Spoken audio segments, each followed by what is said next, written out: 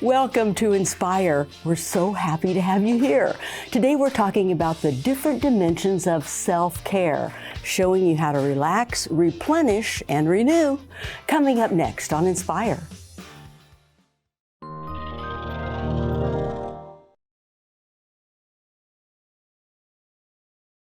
Inspire is sponsored by Kansas Furniture Mart, using furniture to inspire conversation. And by the Blanche Bryden Foundation.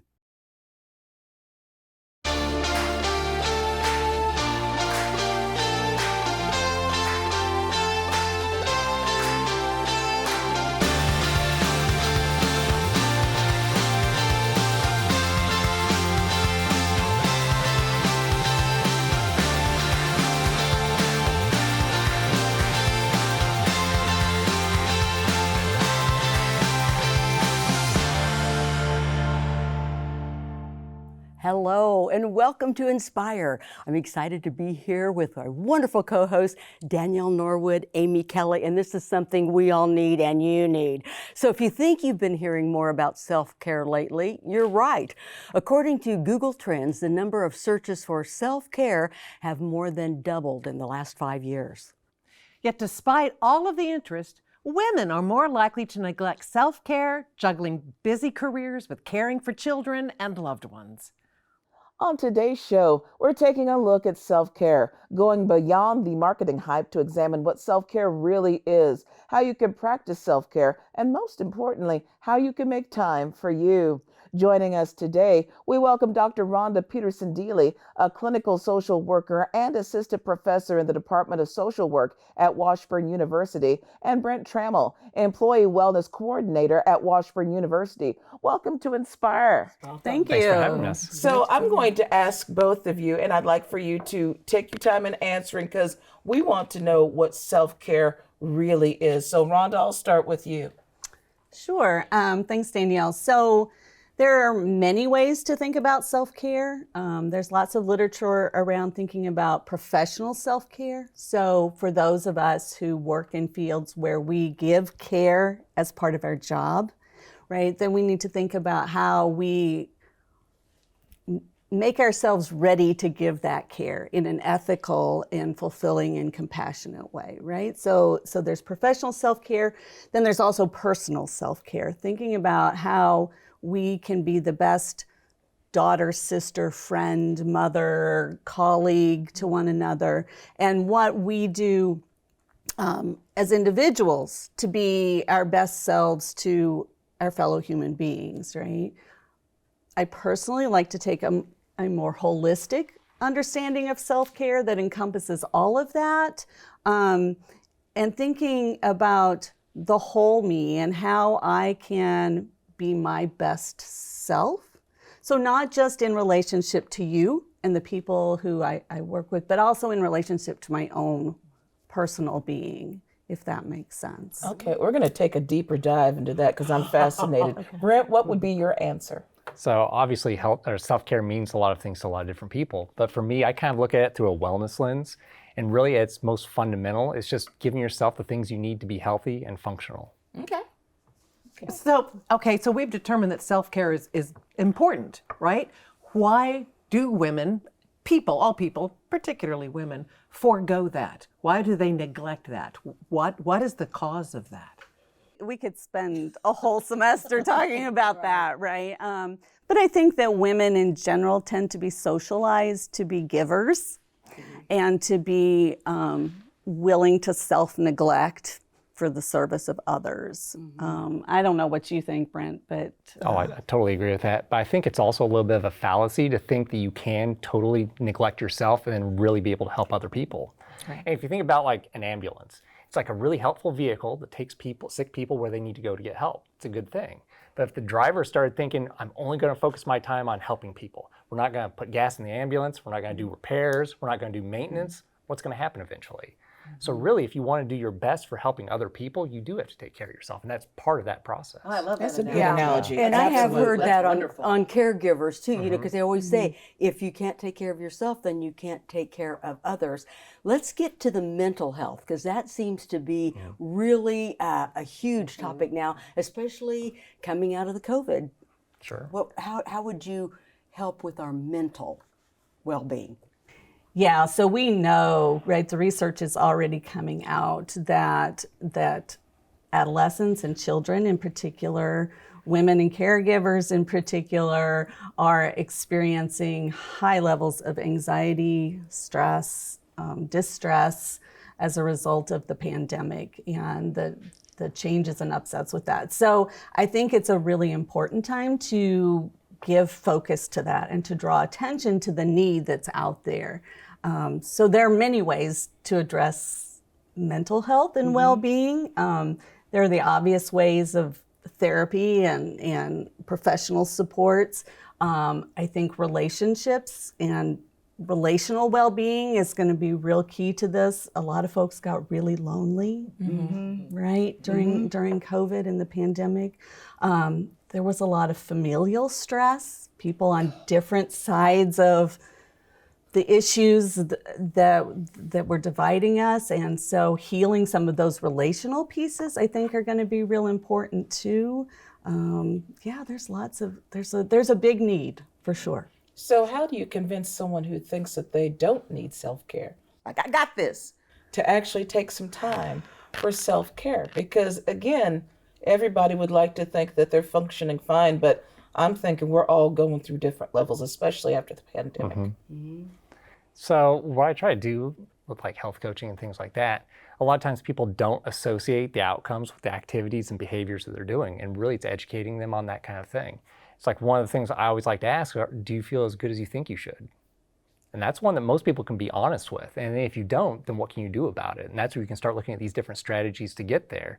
And it's like diet, exercise, sleeping, all of these things are super important. And you realize if you want that kind of outcome, then you have to participate in those strategies. And it makes it a little bit easier to start thinking about that and incorporating it in your life. That's one thing I agree. Self-care is very important. I absolutely agree with that. As a person who overcommits by choice, that is kind of who I am, and I understand the importance of keeping myself together. I hear the term self-care and I cringe because I hear selfish care. Right. That I am taking time for myself away from the things that I've already committed to. Wow. And I cannot do that. And I really struggle. I really do. But I understand the need. So what are things that people like me can do to go, it's not selfish care, it's self-care. Here are things that you can do. So what are some basic, easy things that we can do? Sure. Because I love this, because self-care is not self-indulgence. Those should never be assumed to be the same thing, right? Because self-indulgence actually gets in our way of being our best self. My favorite self-care practices are more about being and less about doing. So more about letting go of those messages that we give ourselves that make us feel guilty when we take care of ourselves, right?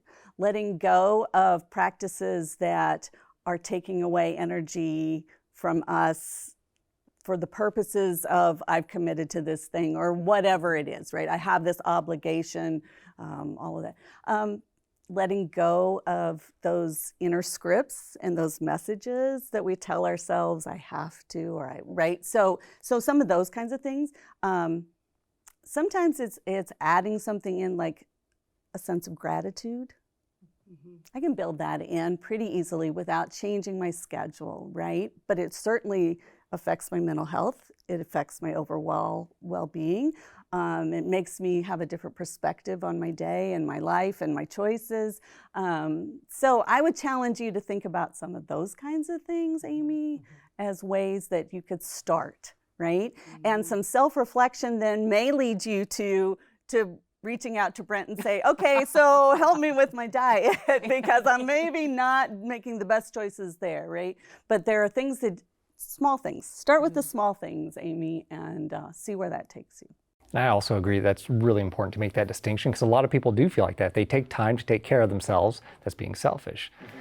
But really, especially if you're trying to do a lot of things for other people, it's like you can't give what you don't have. So you got to make sure you have that first. And it's really easy to pay attention to the outcomes or what's happening with your choices. If it's selfishness, it pretty much just benefits you.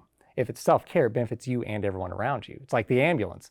Gas, maintenance, and all that's very important for everyone. But like custom paint job, leather seats, all that kind of stuff would not be, right? So you can see the difference of it, and you can see the difference in the outcomes. Okay, well, we're going to take a short break, but we'll be back to continue our discussion on self-care and wellness. You don't want to miss it. Stay there.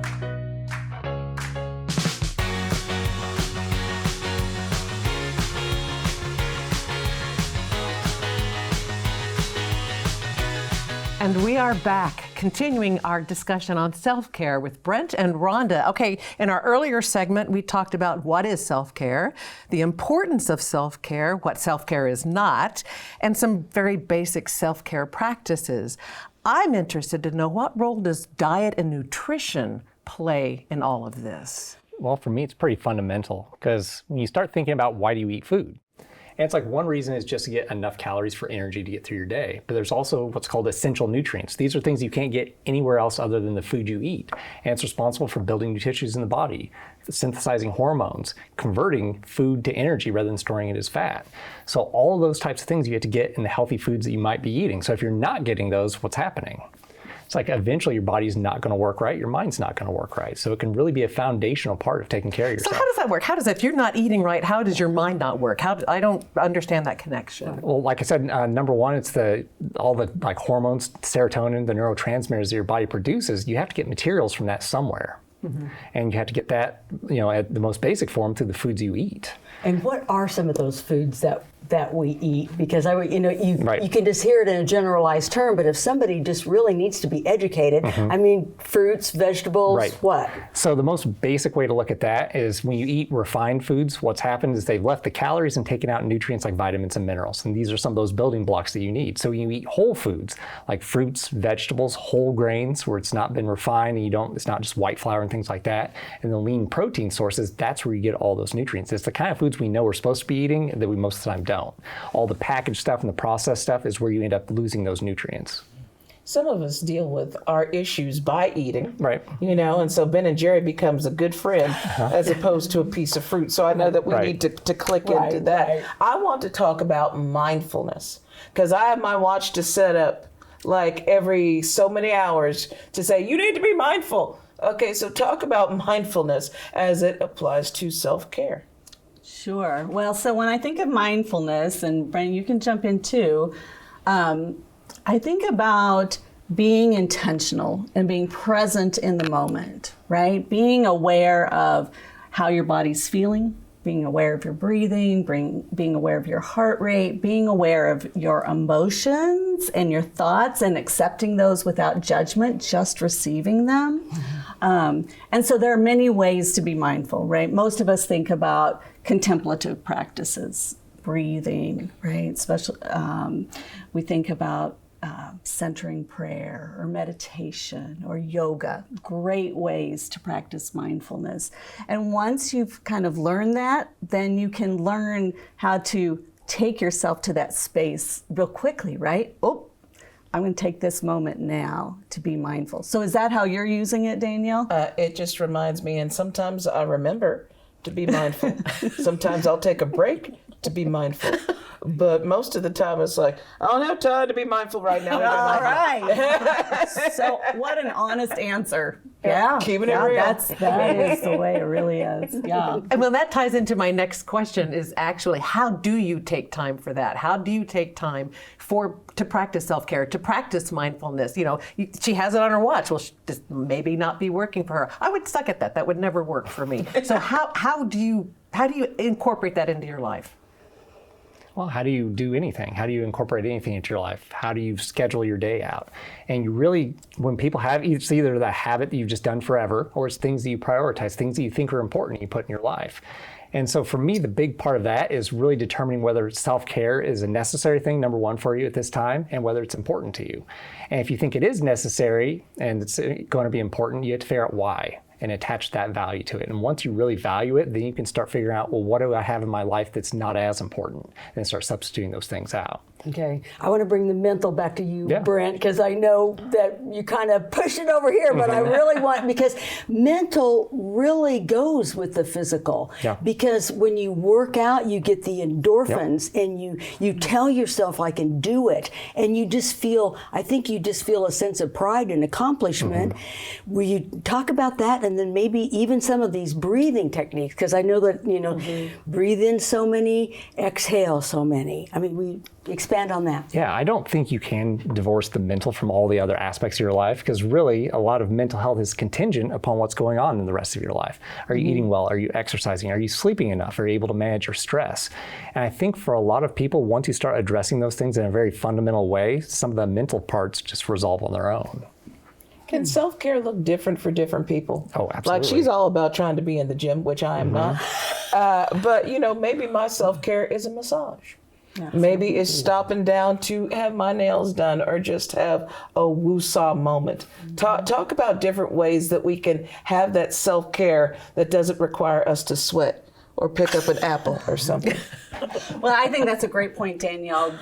Self-care should absolutely be individualized, right? Because one prescription doesn't work for everybody. So downloading off Google a self-care checklist is not the answer, right? It's self-reflecting on all of these different areas. I'm thinking about all of the different dimensions of self-care, right? So it's the physical, right? It's the eating, it's the sleeping, it's the exercise that we usually associate with self-care, but it's all the other things too, right?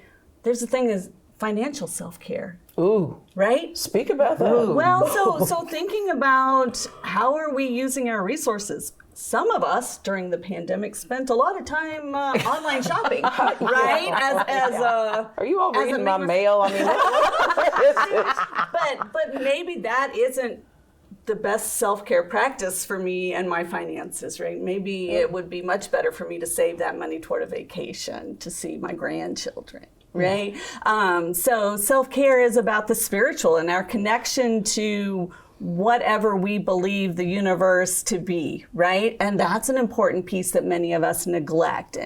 And so that's why I think thinking holistically about all of those things and then picking where to start, right? We don't have to do all the things, right? We don't have to do all the things. It's about the journey. It's not about the destination. So figuring out where it means for me, right? And so maybe it is, on one of your previous shows, you had a great little yoga instructor between segments who showed you, well, you can just do these couple of little bends and stretches and whatever. What a great way to start. Anybody can add that to their day, right? And it's a place to begin. But it doesn't have to be, you have to run for 45 minutes a day, Danielle, because you wouldn't do it, right? You wouldn't do it. So start where you can start. And maybe picking up an apple before I go to get Ben & Jerry. There you go. Maybe trying to find some other substitutions that are tasty, but that are more helpful than the things that we normally would try to go to. So I'm with you. Well, and maybe thinking about why it is Ben & Jerry's always your go-to. Because it's my love. Well, okay, so maybe this food is my lover. Okay, we've already done that. Thinking about what it's doing for me. Oh, it does a and lot. Maybe something else can substitute in for what that. I just need a hug. Is that what you're saying? I'd give you a hug. maybe, right? Maybe. I think what's also important to realize there is like when we're going through these types of situations and we feel like we need self-care, like ice cream or something like that, it's like you're trying to feel better. You don't feel good about something, so you're trying to feel better. And that's important. You have to feel good, otherwise you can't go through life. But then if you start having some habit you realize isn't the best for you, you can start looking for, like you were saying, other substitutions. It's like, I need something to feel good right now, and ice cream does it for me. So the first step might be going to the store and finding an ice cream that has less sugar in it. And then maybe trying to go with like yogurt and berries. And it's like, maybe you can go down that kind of spectrum and start making those substitutions, and eventually come to something really healthy that's still doing that same thing for you. Well, the grocery store did give me some vegan Ben & Jerry's accidentally, so maybe I'll start with that and see how that You haven't tried it yet? No, I haven't tried it yet. Yeah, let me know. So I'll let you know what I think about. Thank you both for being on with us. It's been awesome. And you know what? We've gotten excellent information on self-care and wellness. And after the break, we're going to talk about some of our favorite self-care practices besides Ben & Jerry's and rituals. So stay with us.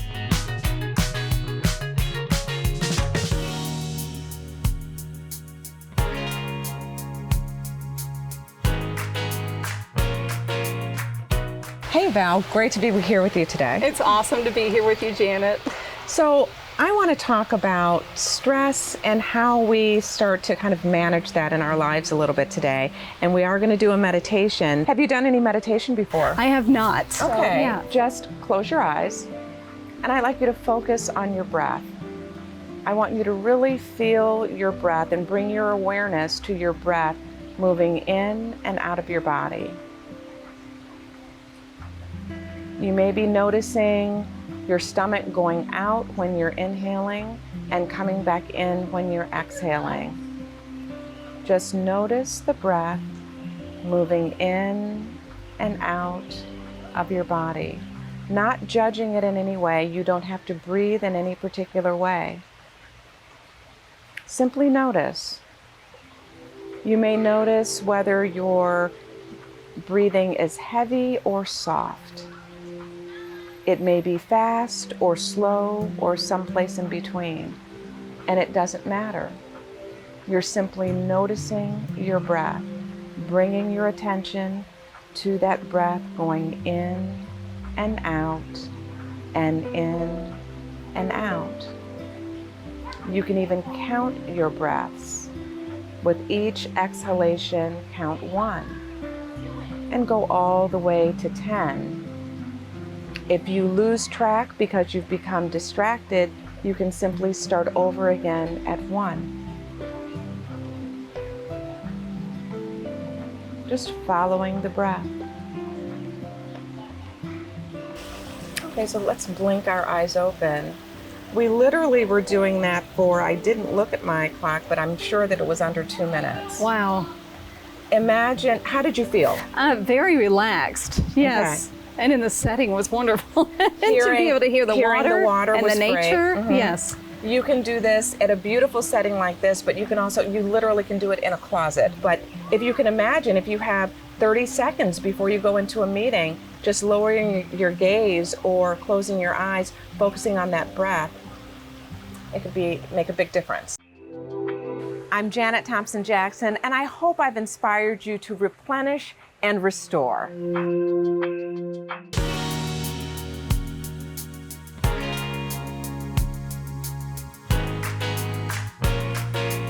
Thank you, Janet Thompson Jackson. Just what we had been talking about with Dr. Rhonda. We are back about self-care.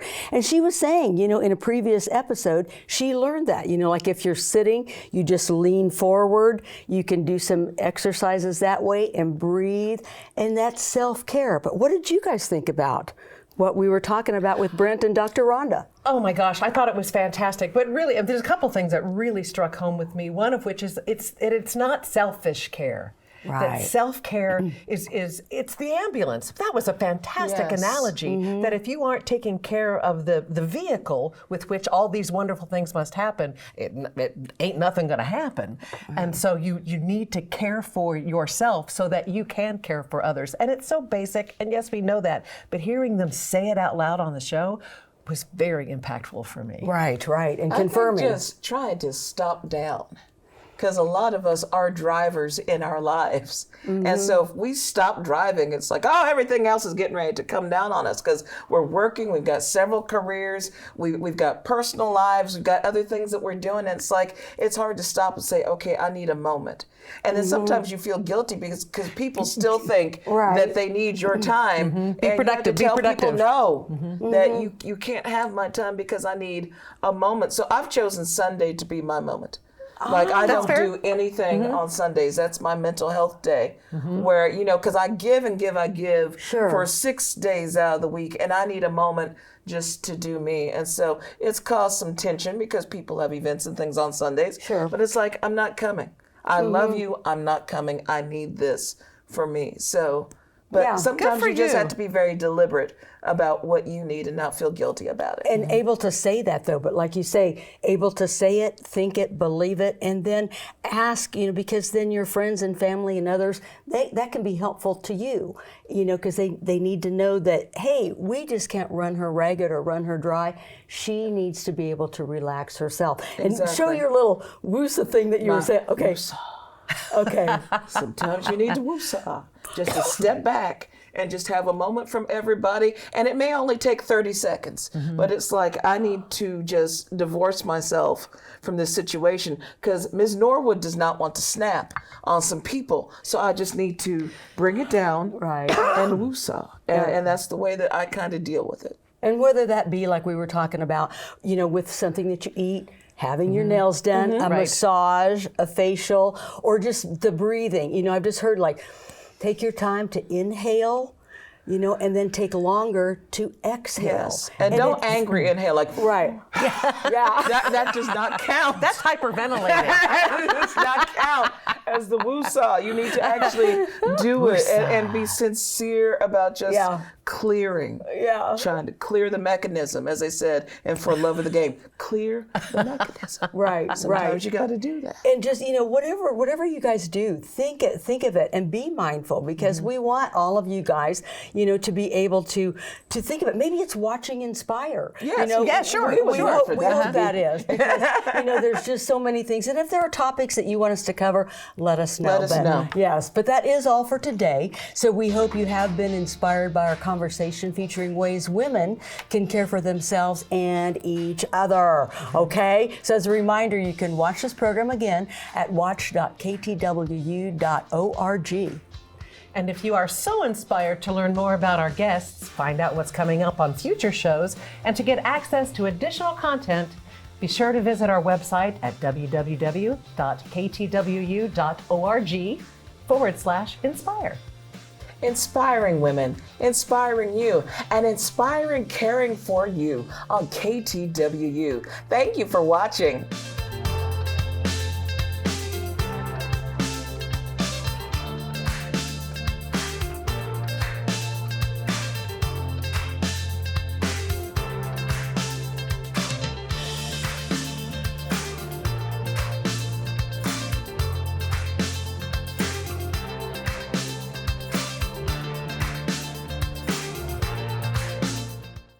Inspire is sponsored by Kansas Furniture Mart, using furniture to inspire conversation.